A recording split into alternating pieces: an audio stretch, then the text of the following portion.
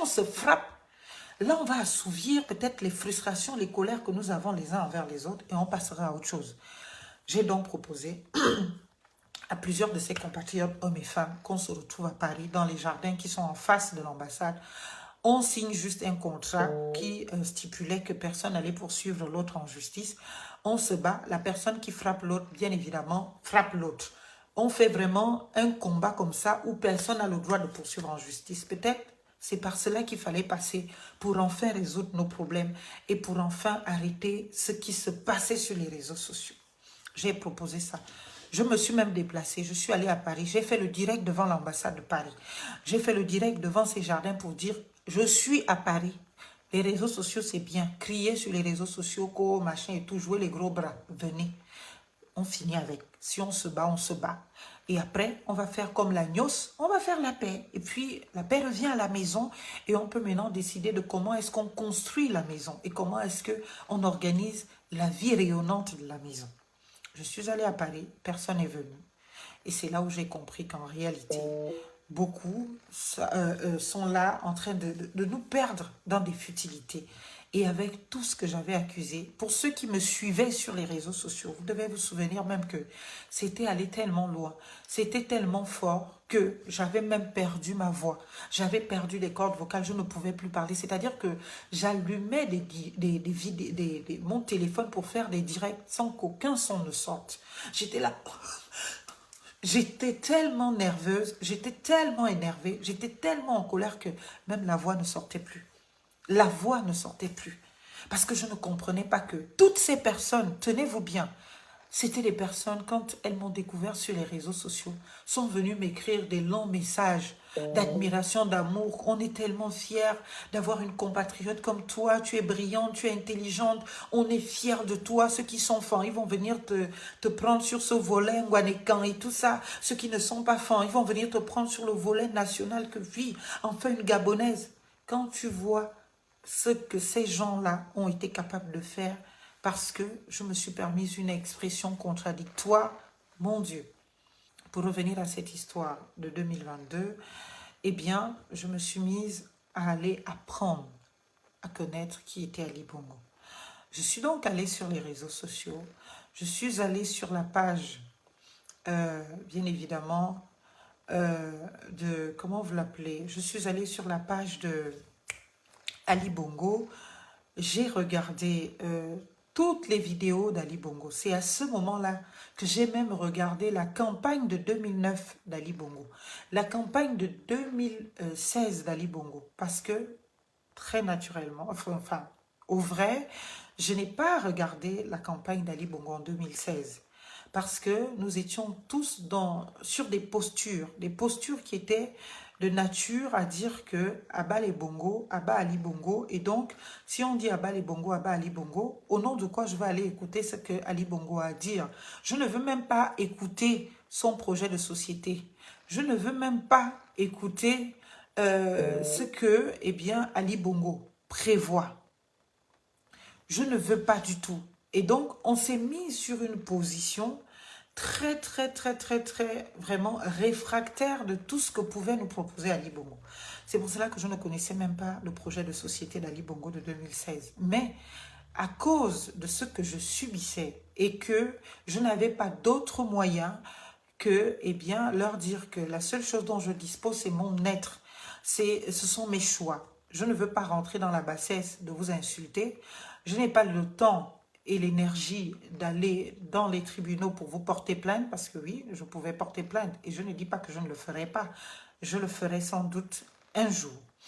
Et donc, je me suis dit ce jour-là que, eh bien, ce qui est en train de se passer, eh bien, la possibilité que j'ai de réagir à cela, c'est de dire à toutes ces personnes qui m'insultent, qui m'acculent, qui me harcèlent, qu'elles ne me font pas peur. Je peux très bien me revêtir de toutes les couleurs d'Ali Bongo sans que qui que ce soit n'ait à me faire quoi que ce soit et que si je décide jusqu'à ce jour de ne pas rejoindre le gouvernement d'Ali Bongo, de ne pas rejoindre l'équipe d'Ali Bongo, ce n'est pas parce que j'ai trop peur du qu'en dira-t-on, c'est parce que j'essaie de me construire une colonne vertébrale de valeurs, une colonne vertébrale de conviction et que, bien évidemment, à ce moment-là, cette colonne vertébrale ne trouvait pas de coïncidence avec ce qui se proposait dans le camp Ali Bongo. J'ai donc, à ce moment-là, décidé de prendre toutes les vidéos d'Ali Bongo, qui étaient sur YouTube, qui étaient sur sa page Facebook. J'ai mis ça en flop sur ma page. Je vous dis, ça a duré peut-être 2 ou 3 jours. 3 jours exactement. Donc, je faisais des lives entiers pour danser. Je dansais sur des lives, c'est-à-dire que je prenais les chansons de campagne d'Ali Bongo, je mettais Ali Bongo Dimba, Ali Bongo. En tout cas, je dansais parce que c'était la seule manière pour moi de réagir. Je ne pouvais pas les insulter à la hauteur de ce qu'ils m'envoyaient parce que sur les réseaux sociaux, j'y ai ma mère qui m'a mise au monde, que je n'ai jamais entendu un seul jour insulter quelqu'un, même dire mouf ou imbécile. Jamais ma mère n'a sorti ce mot de sa bouche.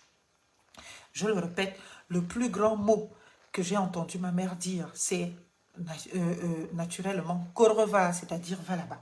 Mais jamais je n'ai entendu ma mère insulter. Je me suis dit, cette mère-là, elle est sur les réseaux sociaux, elle me regarde sur les réseaux sociaux. Si je commence à envoyer à tous ceux qui m'insultent, eh bien, leurs outrances, leurs offenses, je vais me perdre. Je vais perdre mes valeurs, je vais perdre tout ce que je suis. C'est pour cela que le plus grand mot que j'avais dit à l'endroit de certaines mamans, comme Suzanne Barat, c'était, il faut aller consulter. Je crois que ça ne va pas très bien dans ta tête. Mais ce n'était pas quoi que ce soit comparé à ce que, eh bien, ces mamans-là m'opposaient pour une photo à l'ambassade et parce qu'il y avait la photo naturellement derrière. Donc, je suis restée là pendant ces 3 jours. J'en ai souffert. J'ai souffert profondément de ce harcèlement.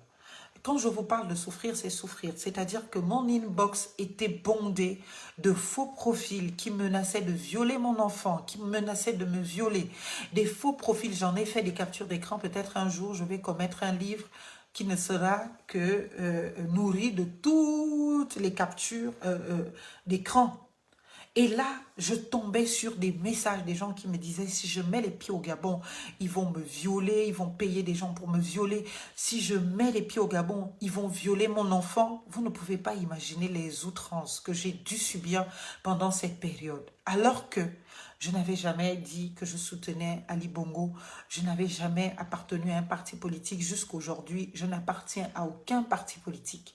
Mais la méchanceté gratuite des hommes, des dictateurs de la pensée, des personnes qui pensent que quand on dit que tout le monde doit regarder à gauche et que toi tu essaies de regarder à droite, eh bien, sont condamnés, sont lapidés. J'ai été donc condamnée à la lapidation sur les réseaux sociaux par des personnes, quand je vois aujourd'hui vouloir être de complaisance, de sympathie à mon égard, je n'accède pas à cela parce que je dis ce que j'ai subi sur les réseaux sociaux à cause des Gabonais, essentiellement des activistes, toute la bande à Ouanamiche, toute la bande à Suzanne Barat, toute la bande à Yannick Ndomba, Stéphane Zeng et consorts. Ce que j'ai subi de leur part, je ne parle même pas des femmes, de Tata Huguette, les Claire Newman, les Pamela Mfona Besso, les consorts. Elles ont fait, ces femmes, des groupes WhatsApp pour me traiter.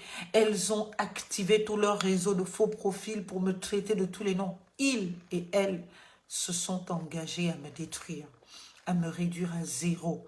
Ce qui était bien dans ces histoires-là, c'est que dans les groupes où j'étais traitée de tous les noms, et ça revenait sur les réseaux sociaux, eh bien, il y avait forcément quelqu'un qui prenait les audios, que toutes ces personnes, même la maman, là, Colette Rebouka, eh bien, c'est là où j'ai découvert que cette maman était vraiment tribaliste. Et ça m'a fait beaucoup de peine parce que, franchement, je n'avais rien contre cette maman. Je ne la connaissais pas plus que cela. Je respectais son petit combat sur les réseaux sociaux. Mais de recevoir les audios de cette femme qui me traite de tous les noms, cette petite fille fan, prostituée, machin et tout, j'en étais vraiment choquée. J'étais effarée de ce qui se passait devant mes yeux. Je me suis dit, mon Dieu, comment c'est possible que les mères de famille puissent se retourner contre une enfant? Parce que beaucoup, si ce n'est la plupart, la majorité de toutes ces femmes pouvaient me mettre au monde. Je ne parle même pas d'hommes. Mais parce que j'avais osé unir les Gabonais, j'avais décidé d'organiser un événement. Ils se sont dit, et c'est la triste réalité que cette petite fille-là, elle est arrivée sur les réseaux sociaux hier, à peine découvert, elle veut maintenant être celle qui porte le flambeau de faire asseoir Ping et Ali Bongo pour que ces deux-là se parlent afin de sortir le Gabon de la situation que nous connaissions qui était devenue insupportable de violence. Eh bien, ça a engagé des jalousies malsaines d'une morbidité, je ne sais pas, morbidité ou morbidité, je ne sais pas ce qui se dit, mais vraiment avilissante. Et là, eh bien, tous les réseaux de faux profils et autres se sont activés. Il fallait m'éteindre, il fallait me tuer, il fallait en finir avec moi. Quand j'ai reçu tout ça, j'ai pris 3 jours pour les énerver encore plus. 3 jours. J'ai pris sur ma page, il n'y avait que les photos d'Ali. Je prenais les photos d'Ali Bongo, là où il est avec Macron. Je mettais sur les réseaux sociaux, je mettais les cœurs, je disais mon président. Ceux qui m'ont suivi et qui me suivaient déjà depuis un moment à ce moment savaient ce qui se passait, que je n'étais que de réaction. Et c'était la seule réaction que je pouvais me permettre.